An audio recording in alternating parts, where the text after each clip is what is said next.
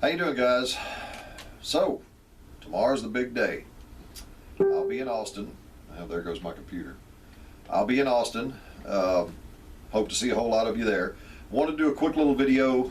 It's not going to be as quick as usual. I've got several things I want to talk about here for a second. So, let's get into it. The first thing is the holster issue. That's pretty much worked itself out. You know, I don't know if it was a rumor about DPS saying that drop legs were illegal and so on and so forth. I suspect that it probably was, because I've noticed here in the past 2 weeks that's really just gone downhill.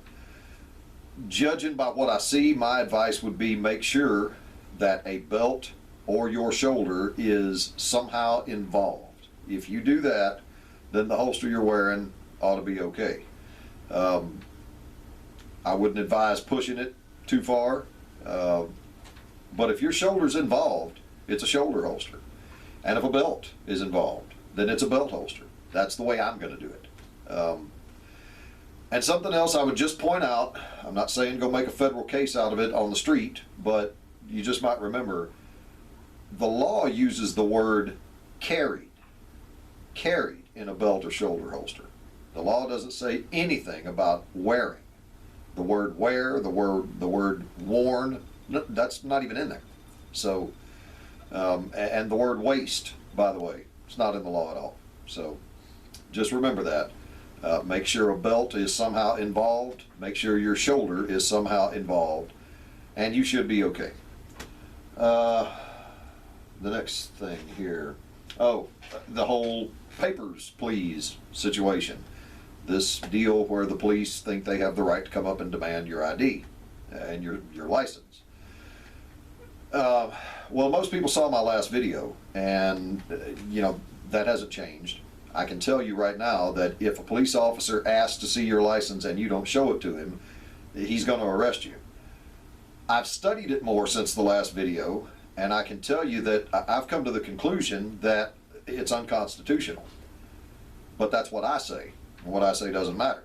What you say doesn't matter. The only thing that matters is what a judge says. So just keep that in mind. If you've got 50 grand just laying around burning a hole in your pocket and you want to fight that fight, well, by all means, go for it. I've got better, more productive ways to spend my time and $50,000. So I'm going to concentrate on the next legislative session. I'm going to try and get the Dutton Huffines, Dutton Rinaldi, neighbors are shooting fireworks. I'm going to try and get the Dutton Amendment back, the one that says, or something similar to it. However we wind up getting it, I want something in the law that says, if you don't have reasonable suspicion of a crime, then you also don't have the authority to demand someone's license just because they're carrying a gun. That's where I'm going to spend my time and my money.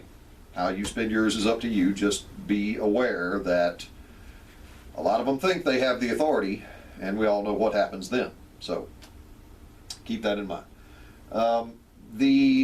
I call it the HEB situation. This thing with 30-07 signs popping up like weeds. I looked into it. Of course, I didn't pay attention back then. I was in my mid-20s, and I didn't have a CHL, nor did I care to get one. So I didn't really pay much attention, but I've looked into the history of things, and it's a funny thing. The exact same thing happened. When they first passed the CHL law with the 30-06 signs, they cropped up all over the place. Everybody was banning the concealed carry of handguns. And slowly but surely, all of those signs came down. Here's how I think we need to handle this. Number one, I think we need to have a little patience. Don't go around trying to burn people at the stake and picketing and all that, at least not at first. If it comes to that, well, we'll get to that in a second. Let's have a little patience, and let's let a little bit of time pass. Let the shine, the newness, kind of wear off of it. Let it become more commonplace, more ordinary to see somebody carrying around a pistol. Then we'll get them. Now, we're not going away. I don't want you to misunderstand me. I'm simply saying let's treat this like an argument. You have a disagreement with somebody, you don't walk up right off the bat and punch them in the mouth. You don't do that. First, you try to talk to them. Try to work things out. See if you can do it that way. Let's approach this the same way. So we've got phone calls into HEB and Whataburger, and if possible, I'm going to try and go and meet with them myself. And basically, I'm just going to ask them to do what Kroger has done. Kroger did not take our side. Kroger simply said, whatever the law says, that's what our policy is. And that's all I want people to do. HEB in Whataburger, that's what I want them to do. So, well, for example, next week. Next week is going to be January. The open carry law is going to be brand new. It's going to be cold outside. Folks are going to be wearing jackets. It's a lot easier to wear a pistol concealed. Well, what happens the first week of June? Well, number one, 6 months have gone by. It's not a new thing anymore. And number two, it's getting hot. A lot of people like to walk around in shorts and a t-shirt. It's pretty hard to conceal a pistol with that. So let's work on them until the summertime gets here. If it becomes necessary to take it further and boycott them and whatever it is that we have to do to stand up for our rights, we'll do it. But let's be smart about it. Let's don't go charging in right off the bat. By the way, post some comments and tell me if you agree with that or not. Tell me what you think. But that's how I think we ought to handle it. Let's see. Papers, please. Holsters, the HEB situation. Okay. Our rally tomorrow. Number one, this is a handgun only event. I'm not sure that was made clear to everybody, so I wanted to do that now. You know, we're still going to have functions where we have rifles, but tomorrow, the whole point is to open carry handguns. So leave your rifles at home. Flags and things like that, that's no problem. But we want to make this just handguns. Now, if you're like I was, for a long time I refused to get a CHL.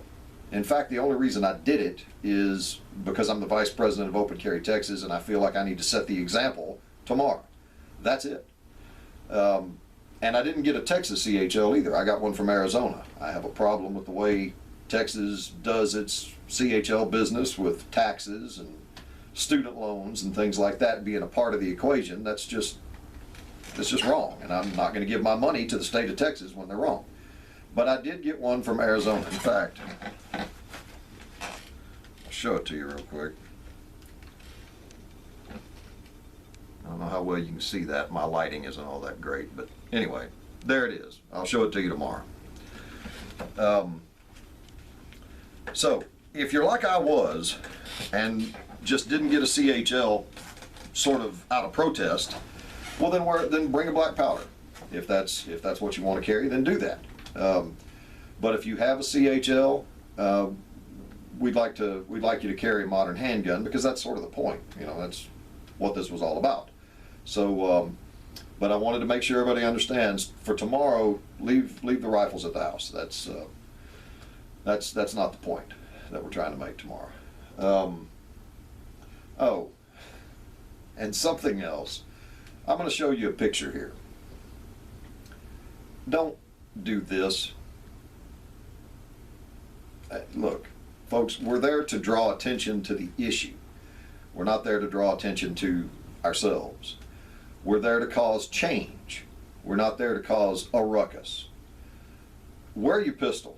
Wear your handgun out in the open. That's what this fight has been about. But do it in the right way. Do it like a mature grown-up. Don't go out there pulling a stunt. That's not what this is. This is not a stunt. So, and I just wanted to say that to everybody because well, you know how these things go. Sometimes there's what they say, one in every crowd. Anyway, so that's the deal. Just wanted to say these things, get this little video out there. I wish I'd done it sooner, but anyway, I will be in Austin tomorrow, so if you're there, I'll see you there. And if you have any questions, if you're there tomorrow, we'll talk about it in person. If you're not going to be there and you have some questions or whatever, just put them in the comments below, and I'll answer them as best I can. And that's it. I'll see you next time.